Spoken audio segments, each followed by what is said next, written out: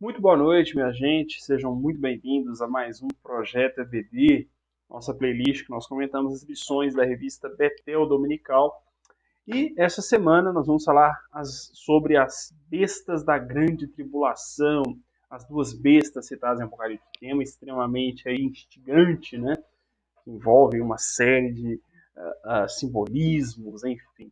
Né? Então, sem mais demora, vamos lá para o nosso tema. As duas bestas da grande tribulação. O texto base está em João, 1 João, primeira carta, tá? É o mesmo apóstolo que escreve tanto o evangelho quanto as cartas. E o texto base está em 1 João, capítulo 2, versículo 18, que diz assim: Filhinhos, é já a última hora. E como ouvistes que vem o anticristo, também agora muitos se têm feito anticristos. Por onde conhecemos que é já a última hora. Esse texto ele é interessante porque as bestas elas vão falar do anticristo, tá? Elas vão apontar para o anticristo e para o falso profeta, tá?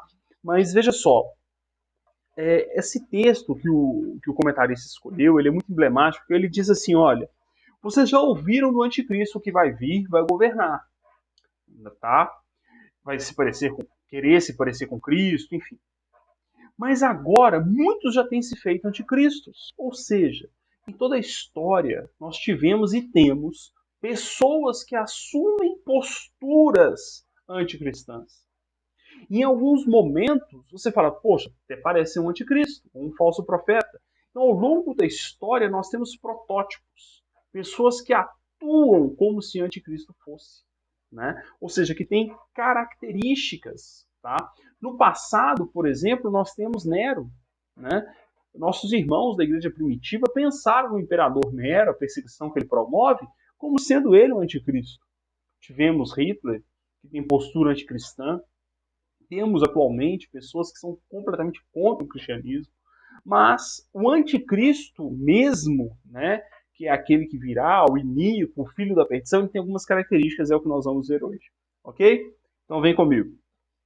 Os textos de referência, é importante a gente ler esses textos de referência. O comentarista coloca o Apocalipse capítulo 13, versículos 1, 2, 11 e 12. Diz assim: E pus-me sobre a areia do mar, e vi subir do mar uma besta que tinha 7 cabeças e 10 chifres, e sobre os seus chifres 10 diademas, e sobre as suas cabeças um nome de blasfêmia. E a besta que vi era semelhante ao leopardo, e os seus pés como de urso, e a sua boca como de leão. E o dragão deu-lhe o poder e o seu trono e grande poderio. Versículo 11. E vi subir da terra outra besta, e tinha 2 chifres, semelhantes aos de um carneiro, e falava como o dragão. E exerce todo o poder da primeira besta na sua presença, e faz que a terra e os que nela habitam adorem a primeira besta, cuja chaga mortal fora curada. Olha que interessante, hein? Vamos lá. As bestas do Apocalipse. A primeira coisa que ele traz para mim, ele nos traz aqui na revista, é que a manifestação de duas figuras públicas e notórias, chamadas no livro de Apocalipse de bestas. Então perceba, as duas bestas são pessoas públicas, tá? Famosas, notadas em todo o mundo. É importante salientar aqui que existe uma percepção de que as bestas podem ser instituições, ok? O que o comentarista vai defender aqui é uma visão de que não. As bestas não serão instituições, serão pessoas, ok? Então a besta que sobe do mar seria o próprio anticristo, a besta que sobe da terra, o falso profeta, ok? Então elas seriam figuras do anticristo e do falso profeta, tá? Alguns entendem que podem ser instituições. Por quê? Esse é o entendimento dos nossos irmãos que tem uma visão histórica do Apocalipse, tá? Não uma visão futurista. O que é isso? De novo, né? Acho que eu já comentei em algumas aulas passadas. A visão histórica é aquela que o Apocalipse está se cumprindo e fechará suas profecias no arrebatamento da igreja, na volta do Senhor, que já vai entrar no milênio ou não, né? Dependendo da visão lá, milenista, enfim. No caso, nós não entendemos assim. Nós entendemos que as profecias são literais, são futuristas. E aí nós entendemos que essas bestas serão pessoas. E no 1.1, quando são chamadas de besta, o comentarista ele argumenta o seguinte, olha, o termo grego é therion. Therion significa fera. E é usado na Bíblia para designar bestas feras, né, animais ferozes e pessoas com atitudes de feras. Né? Mais ou menos quando a gente chama alguém, fulano é um besta. Né? Ou seja, ele tem uma atitude bestial, uma atitude irracional. Então, sim, na antiguidade, a palavra therion era usada tanto para animais ferozes, quanto para pessoas com atitudes bestiais, com atitudes irracionais. Beleza? E aí é o mesmo termo usado aqui no Apocalipse para falar das duas bestas. Ok? Muito bem. 1.2 é onde ele vai argumentar que serão pessoas. E ele coloca o seguinte, olha, o texto dizendo, eles aparecem sendo lançados vivos no fogo, no lago de fogo, o que indica tratar-se de pessoas. Olha o texto. E a besta foi presa, e com ela o falso profeta, que diante dela fizeram os sinais com que enganou os que receberam o sinal da besta e adoraram a sua imagem. Estes dois foram lançados vivos no ardente lago de fogo e de enxofre. Ou seja, a besta tem que ser aqui uma pessoa porque ela é viva. Uma instituição não seria viva, não seria lançada no lago de fogo viva, ok? Marcelo, qual a sua opinião pessoal? Eu falei, olha, sinceramente, no que tange ao Apocalipse, eu não tenho opiniões fechadas, ok? Me parece que há sim uma possibilidade de ser instituições, há uma possibilidade de ser pessoas, ok? Eu espero não estar aqui para ver, já estar na glória com o nosso Senhor. Marcelo, mas por causa desse comentário, é importante dizer o seguinte, por que a gente tem que estudar o Apocalipse, a escatologia, sempre que a igreja não vai estar aqui? Bom, nós entendemos que a igreja não vai estar aqui, mas é importante entender que essas profecias, como foi na lição passada, elas nos mostram muito do que está acontecendo agora. Tá? E o mundo está sendo preparado para esse governo do anticristo. Se nós não conhecemos o que vai acontecer, como que a gente vai identificar esse preparo? Como que nós vamos ensinar a igreja sobre essas coisas? Como que nós vamos nos preparar e nos comportar de maneira bíblica diante de toda essa confusão que está o mundo aí, que nós entendemos pelo estudo escatológico, que é a preparação para o governo do anticristo.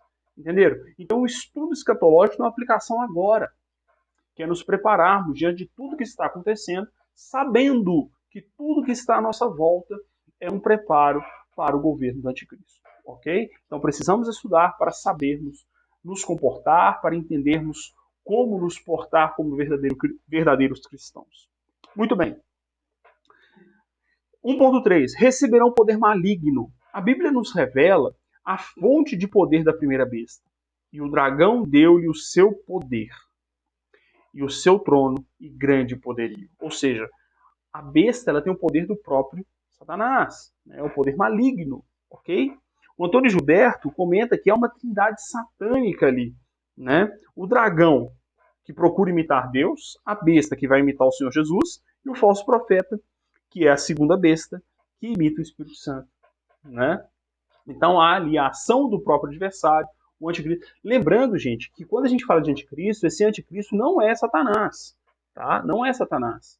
É aquele que vai governar em nome de Satanás. Ou seja, a ele foi dado o poder do dragão, que é a antiga serpente, ou seja, Satanás. Então Satanás age através do anticristo. O anticristo está a serviço de Satanás, ok? O anticristo será uma pessoa, tá? Não Satanás encarnado, ele não vai encarnar, tá? Ele vai tentar, através dessa pessoa, se parecer com Cristo, tá bom? Mas ele não vai encarnar, como alguns pensam, né? Que o anticristo será a encarnação de Satanás. Não, né? Jamais, ok? Então será uma pessoa a serviço de Satanás, ok? Muito bem. A besta que sobe do mar. A primeira coisa que ele traz são os nomes e títulos do anticristo. Tá? A besta ela mostra, né, o caráter do anticristo.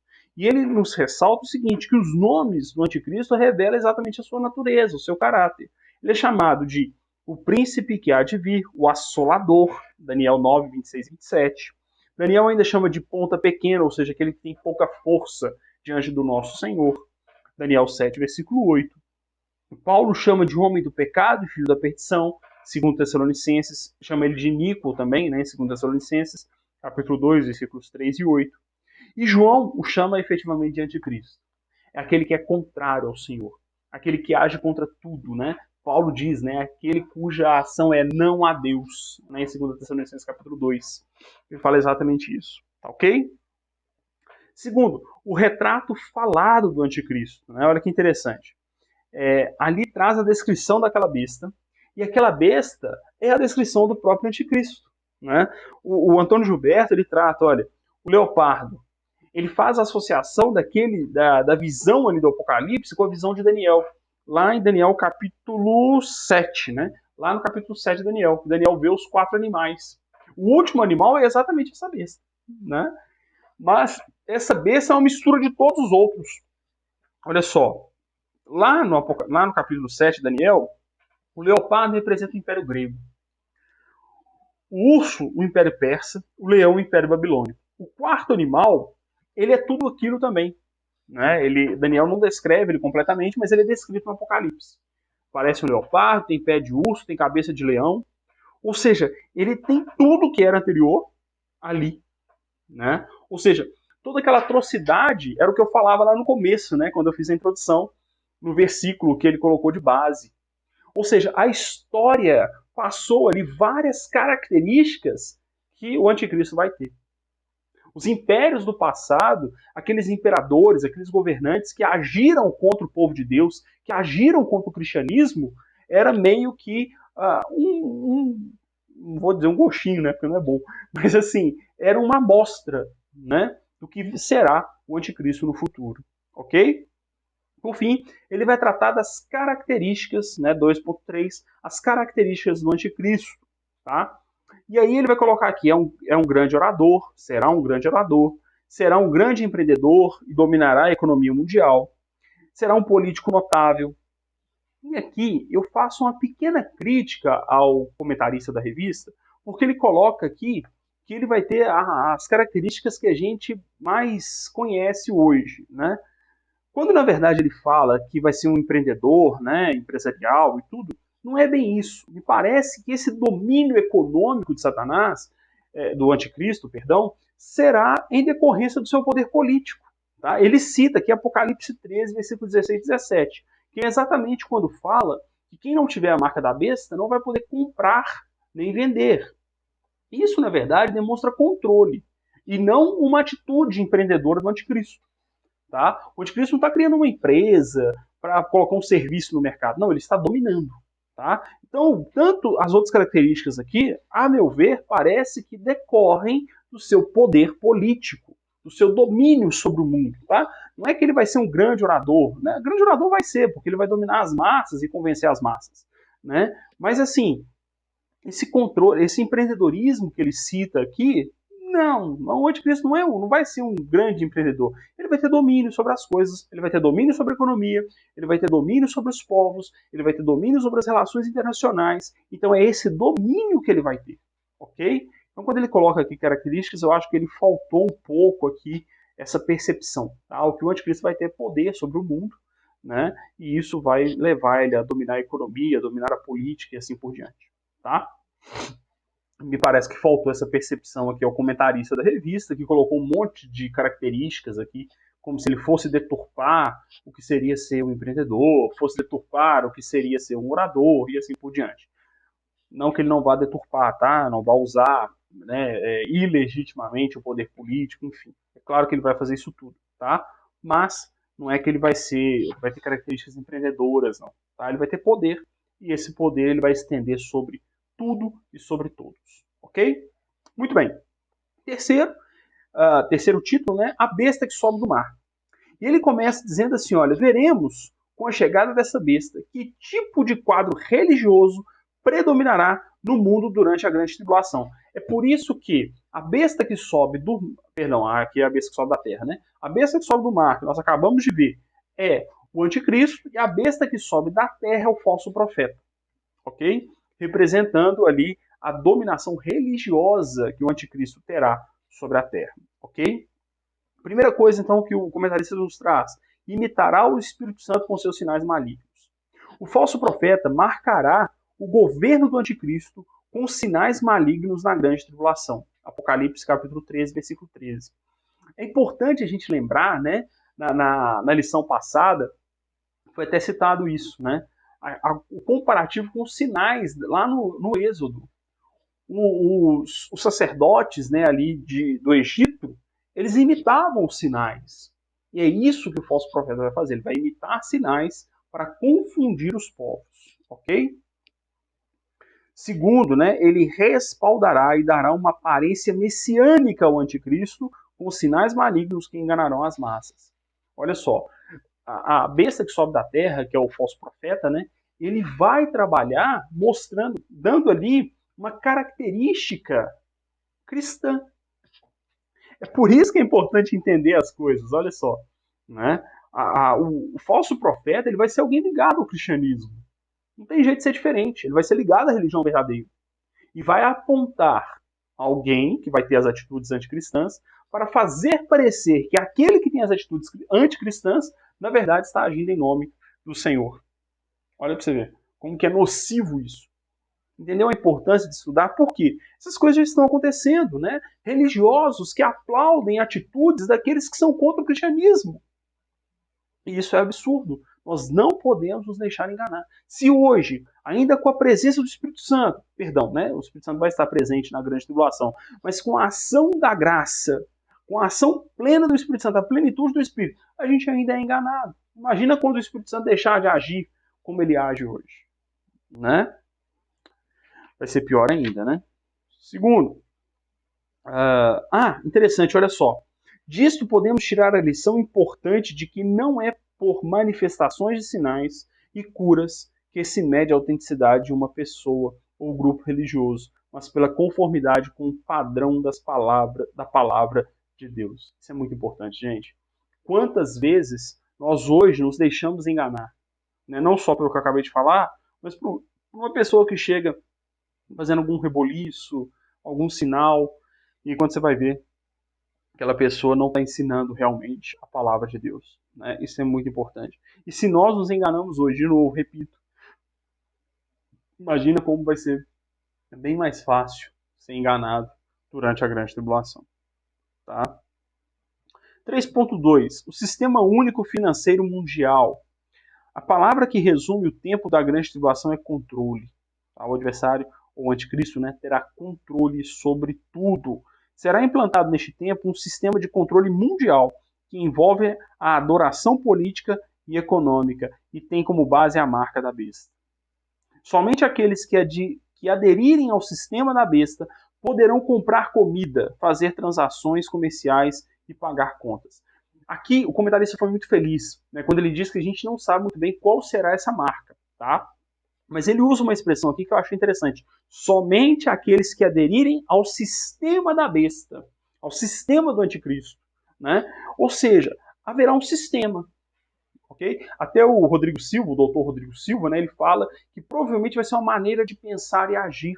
Talvez seja isso mesmo. Né? A marca da besta é aderir a esse sistema, é adorar a besta. Essa será a marca da besta. Né?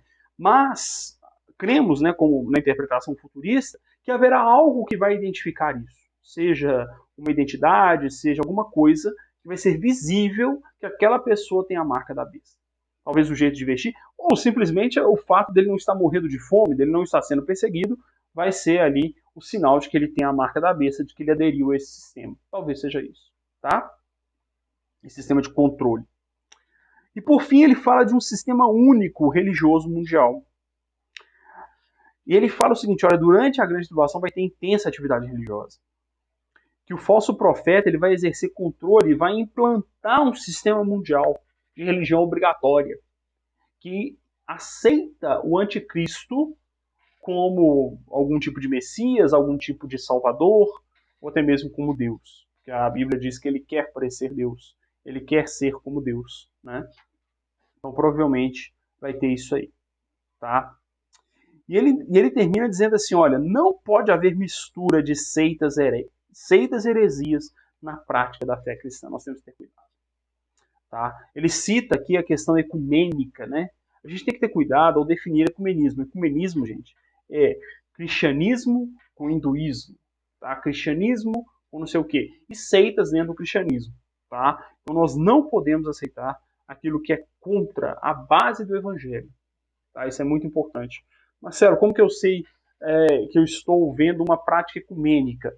Quando você tem cristãos se juntando a pessoas que não têm práticas cristãs. E o que não são práticas cristãs? Ensinos não cristãos. Gente, o ensino não cristão ele nega os pontos chaves do cristianismo: Trindade, salvação pela graça, sacrifício de Jesus, divindade de Cristo, né, que está ligado à Trindade, né? Então essas negações são heréticas, ok? Que Jesus é eternamente Deus, que Jesus é Deus e homem ao mesmo tempo, tá? Tudo isso são heresias, né? Dizer que Jesus deixa de ser Deus enquanto homem é uma heresia, tá? Principalmente pelo fato de que se Jesus deixou de ser Deus, nós somos salvos pelo sacrifício de um ser humano? Não, nós somos salvos pelo sacrifício do Deus que se fez carne, do Verbo que se fez carne, porque ele não perde a sua divindade.